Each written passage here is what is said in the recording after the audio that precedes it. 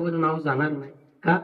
तर आपल्या लक्षात नसतं आपण कुणाला मदत केली, पण आपल्याला कुणी मदत केली हे 100% माणसाच्या निश्चित लक्षात असतं. कारण की का लक्षात असतं? कारण की ती परिस्थिती, तो काळ, सगळ्या गोष्टी लक्षात ठेवाव्या लागतात.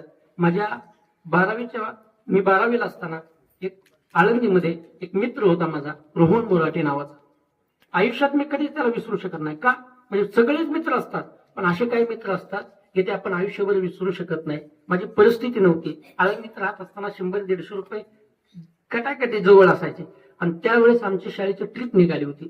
आणि ट्रिप निघाल्यानंतर सगळे शिक्षकांनी विचारलं कोण येणार, कोण येणार, कोण येणार. सगळ्यांनी हात वर केले, आम्ही येणार. पण आपल्याला माहिती आहे आपल्याकडे पैसे नाहीत, आपण जाऊ शकत नाही.